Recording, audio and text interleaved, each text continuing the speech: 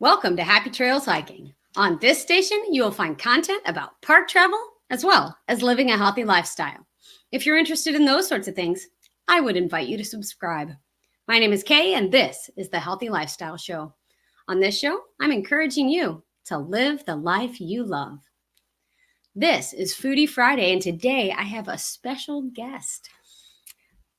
My guest today is Helga from Helga's Pennsylvania Cooking. It's a YouTube channel, and I've been following her for years now. Helga grew up in rural northeastern central Pennsylvania on a dairy farm with parents who raised organic gardens, their own meat, and even put up their own grain, cheeses, and other preserving. She has stayed true to her roots in her cooking, preserving and sharing recipes from Pennsylvania, from Pennsylvania Dutch country and the coal region, keeping alive the regional food and culture she grew up with. Ladies and gentlemen, I would like to have you welcome Helga to the show today. Thank you, Helga, for being here. Hi, thanks for having me so much. This is very exciting for me because, of course, I started watching you when we started YouTube like 3 years ago and got to collaborate with you once, and that was just really fun, and I'm just so excited to have you here. And your channel's grown so much. I'm just so excited to see your success. It's awesome. So well, thank you. Go ahead. I was going to say, I've enjoyed your channel on the way too. You guys get to go to so many awesome places. I absolutely would love to see some of the country that you have. I love hiking, and I don't get to do near enough of it with the schedule I've got. So I hear you, and we're going to talk about that schedule. Yeah, go ahead. There you go. Well, yeah, it's really fun that we can be, that YouTubers can enjoy this nation, and we cross-pollinate, I guess is a good word for it. But it's good that we can meet in from being across the country. I've done a lot of Midwest cooking, and we love talking about cooking here on the Healthy Lifestyle Show, if you've noticed at all. But so I've enjoyed your channel for years, and one thing I noticed right off the bat is that you make everything, like everything. It was so neat to watch you make all the stocks and the dressings and sauces and just things that I would go and buy in the store or at a farmer's market or something, and I was like, oh yeah, that you can make that. So back then I was working a full-time job and thought, that's great, but there's no way I have time to make that. Can you talk a little bit about the amount of time that it takes to make these things? And is it really a time saving or money saving and things like that? So I guess part of it goes to a couple different things. One is logistics. So I work a 12-hour swing shift schedule.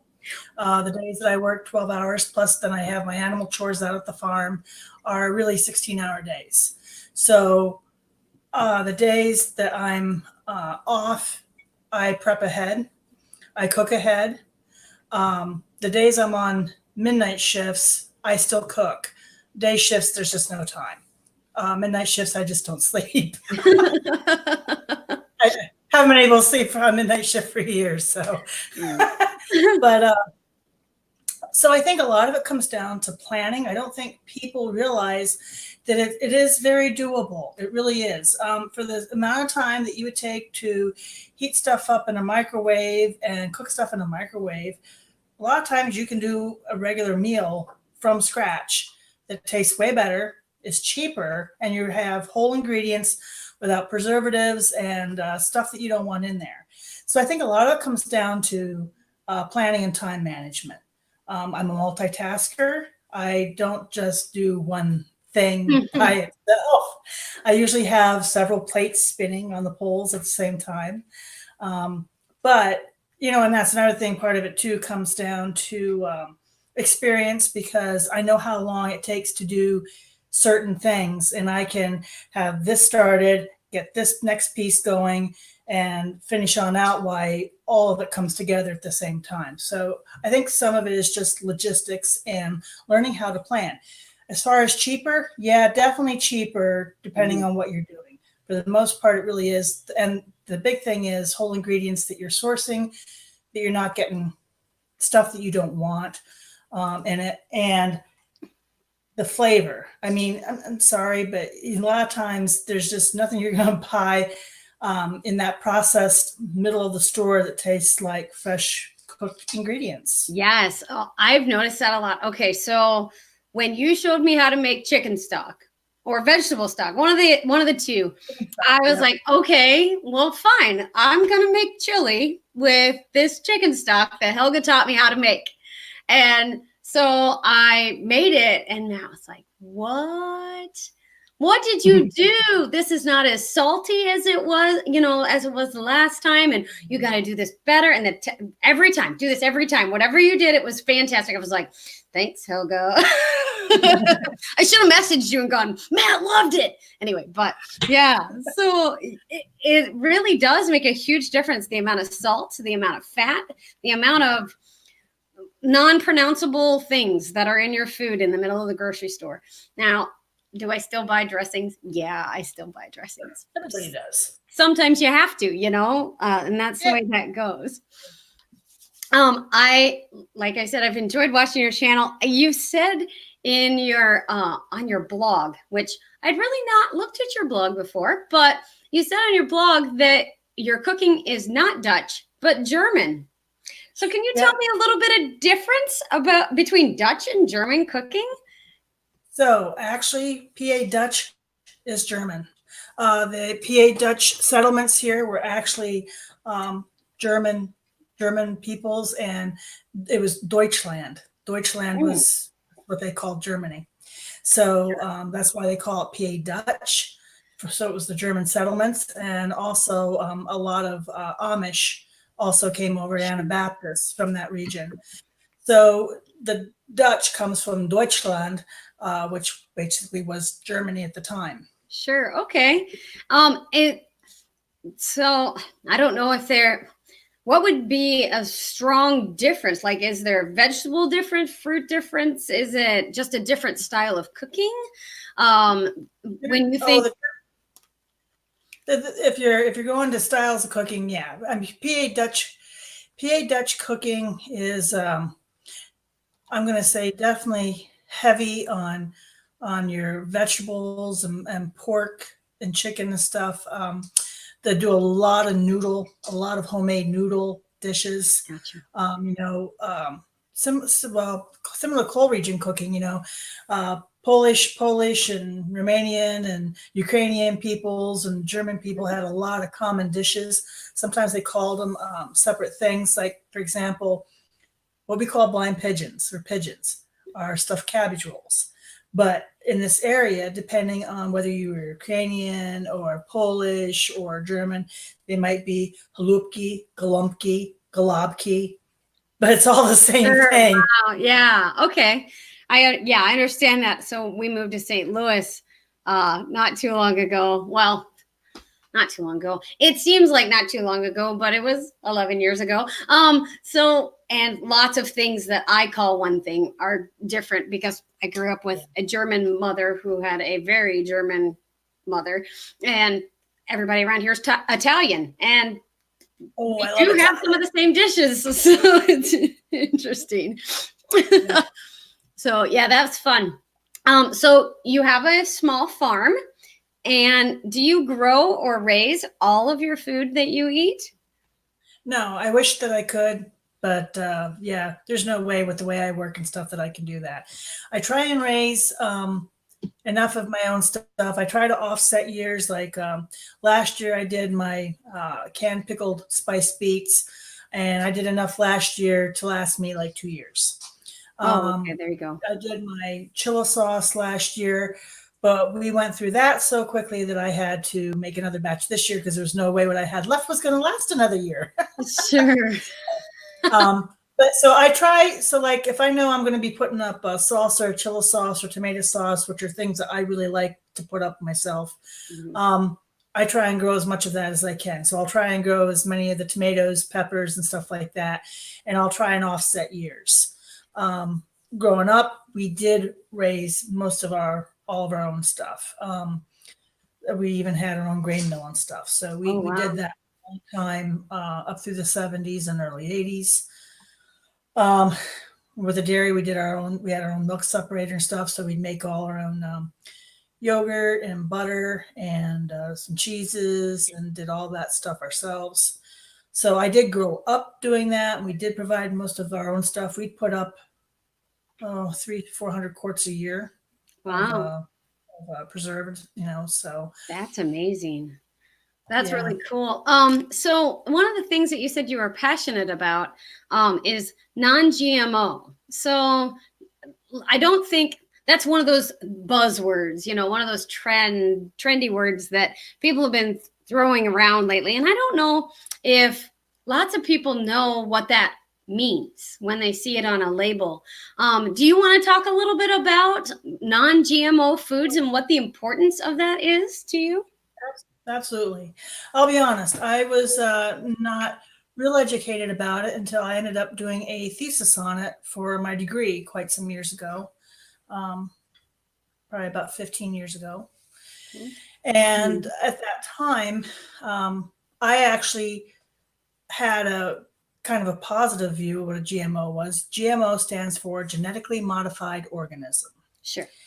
Right. And the concept behind GMOs was a really grand concept in that they want to modify existing crops to make them hardier and disease resistant, and super crops to help feed the world so that you wouldn't have the famine and hunger that you see in numerous parts of the world today. Sure. Sounds really good. Yeah, it's very noble, very noble. I was totally on board with that cause until I started my research. Mm-hmm. And so much has come out even since then. But the research was that especially one main company around the world is really known for this. And the big thing is they started splicing different genes into different plants. So for example, say they want soybeans to have hardier stalks so that they would stand up to harvesting better. They might splice in a gene from the peanut plant. Okay. Mm-hmm. So this would make the soy plant stronger. The only problem with that is it starts changing all the DNA of the original plants so that you start losing your heirloom properties, and hybrids don't reproduce. It's a hybrid has one season, that's it. So you can never regenerate seed. Okay. So I want you to think about that. You can never regenerate your own seed with hybrid seed. Mm-hmm. So if you're trying to be self-sustaining, you can't do that. Right. It won't work. Then the other problem is, we saw a huge uptake in people that had allergies to things they never had allergies to before. But if you take someone and give them, soy from plants that had a peanut gene sliced into them, and they happen to be allergic to peanuts, guess what? They're going to be allergic to this soy. Sure. So there was a lot of stuff that came into that. And, in the end of the day, it was not a better thing. It's actually contaminated a lot of our food sources. Mm-hmm. As you can see, it has not solved the world's famine issues. It's actually created a lot of worse issues, and it's created a food monopoly. Mm. And that always concerns me because whoever controls your food controls you. Yeah. So, and they're not happy with independent producers. Let's put it that way. So gotcha. Okay. Well, yes, I understand there's a whole political side to non-GMO, but it's just not healthy. It's you're taking a lot of risk on, and that's the worst thing. If stuff was, we had labeling laws changed here in this country where they can now mask that, and that was part of the move on the political side of this, that you don't know what you're buying. The consumer, they don't want the consumer to be educated. So I don't even have necessarily a choice to know what I'm ingesting.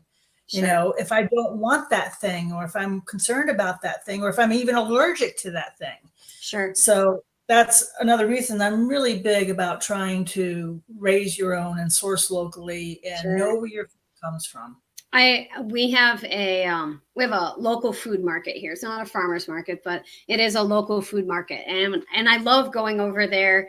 And yes, the food it goes bad faster because they don't have as it's not genetically engineered at all to be preserved on a truck for a very long time, but you buy what you need, and it's cheaper and it's local, and we like that. I always tease Jerome Bee Farm that he needs to send me honey, or the honey that he sent me doesn't help my allergies because I have different flowers. I have different flowers over here than he has. So if you want honey to help your allergies, you have to have local honey. Yes. Because they are getting the pollen in your area that you're reacting to, and that's what will help build your immunity. Yes, I had heard that, and I was like, oh, I have honey. Oh, wait, it's Oklahoma honey. It won't be Missouri honey. That won't be helpful. So that was fun. All right, let me see. What was my next? Oh, I wanted to talk about family dinners. And you talk a lot about traditions on your channel. And how do you think the family dinner and meal traditions have changed in the last few years? I have a strong opinion on this, but I would love to hear your thoughts about how the family dinner has changed in the last few years due to schedules possibly, or the or food, just the availability of food maybe. Oh, there's a whole lot of factors that go into it. One is scheduling. I see that, and I see this even in my own family. A lot of times kids are overscheduled, parents are overscheduled. Family dinners aren't necessarily a priority anymore. Then there's the factor if you're trying to feed different people at different times, that becomes cumbersome. And then the big thing to me, and one of the reasons I show cooking from scratch, is because there's just a whole lot of people that don't know how to cook at this point. They grew up, seriously. They grew up throwing stuff in a microwave, and the concept of actually cooking blows their mind. Well, like I said, I cook all the time. I didn't know stock. I was like, I buy that in a box. It comes in a box from the grocery store. That's what happens. But between you and Howie from Food Forest Permaculture, I'm getting more educated. It's helping. So a lot of them I don't think even knew it was an option. And and there are a lot of blended families and stuff, and if you didn't grow up with that, it might not be something that you had an opportunity to even partake in. But we did, and I'm a big believer in it. And like I just did out at Mike's Mom's, we had big Sunday dinner out there, and we can't do that all the time.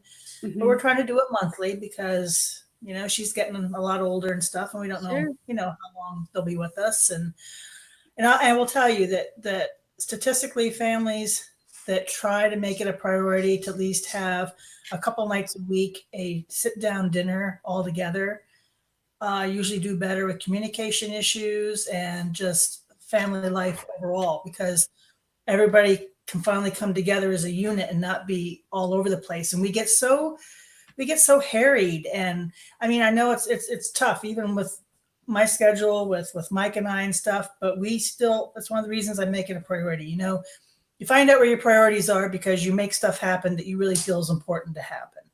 Sure. So, and it's amazing how much food brings us together, that's one of those things that, families have grandma's recipe. Hey, this is how my grandma made turkey and dressing, those are the things that we bond over. And so I think that would help a whole lot of things if we sat down and had family meals. That's part of the reason I came to work at home, is because Matt and I get to eat breakfast together now, and we get to eat dinner together. And that's been huge for our family. So let's see. You just got to be on TV. On live TV, not only YouTube live, but TV. So do you want to talk a little bit about your interview on TV? Oh, that was something else. That was really interesting because he had scoped me out a year before asking me on the show. Wow.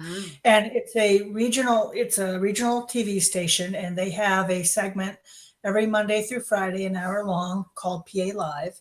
And they feature all kinds of PA people, artists, singers, authors, local businesses and organizations, chefs, restaurants. And I was their first YouTube person that they've ever asked on the show. Way to represent. And, yep. So but he had scoped me out a year before. He actually, the anchor of that, is new to the area. He came here around 18 months ago from Las Vegas. And he scoped, when he knew he got the job here in northeastern Pennsylvania for this show, he started scoping out people to have on the show back then. Wow. And he looked up Pennsylvania cooking, and of course I come near the top of the list with that. Yeah. But he was looking for, different cooks and stuff to represent the area. And there really wasn't a whole lot of other people doing what I do and actually cooking from scratch. I mean, there's cooking, everyday cooking, if you need to use canned stuff or boxes or whatever, absolutely for convenience. But I mean, I was doing the real recipes from the region, which was kind of a cultural and historical thing. So, right. That's so, and he said he liked my on-air personality. He said I was saucy and sassy, I think is what he said. You are saucy and sassy. I would say the same thing. That's awesome. Well, congratulations on that. And thanks for representing for all of YouTube, or all of us YouTubers. I just pulled up your YouTube page, and I just wanted people to just take a look at some of these recipes that you've been making. And I think that the best cornbread is really the best cornbread. And I use that recipe fairly often. I just enjoyed the bacon fried rice one the other day. I never can keep up with everything all the time, but yeah, I love your channel, and I love like venison corn dogs. Who does that? So yeah, that's awesome. So do you have a favorite recipe that you make that you're just like, oh, this is, if I'm going to make something, this is what I want to introduce people to my channel with? So I'm going to tell probably one of Mike's favorites is the lasagna. He loves my lasagna. Oh yeah? One of my favorites is probably my chicken and waffles. Oh. That's one of my favorites. But it's it's hard to pick some of these recipes. Oh my gosh, you have so many. So many. And that's one of my favorites, and my macaroni and cheese is another one of my favorites too. Yeah, that's just wonderful. Dad's peanut butter cookies. Oh my goodness. Every time I come, I'm like, oh, I'm so hungry. So hungry. What am I going to do? But yes, so if you want to cook anything, you can pretty much check with Helga, and she will have a recipe for it. If you have any questions about Dutch oven cooking, Helga is another place to go there too. I'm messing stuff up. So can you talk about your cast iron collection here at the very end of our show? I would love to talk about it. Yep. So I grew up with cast iron. My mom still has some of my grandmother's pieces, including some old Pequas and Griswolds. Wow. And then I got back into it. I was kind of away from it for a while. I've always had cast iron, but I really got back into it when I didn't like Teflon and the artificial coatings. I don't think they're the healthiest thing for people. And cast iron treated well and seasoned well is the original nonstick pan.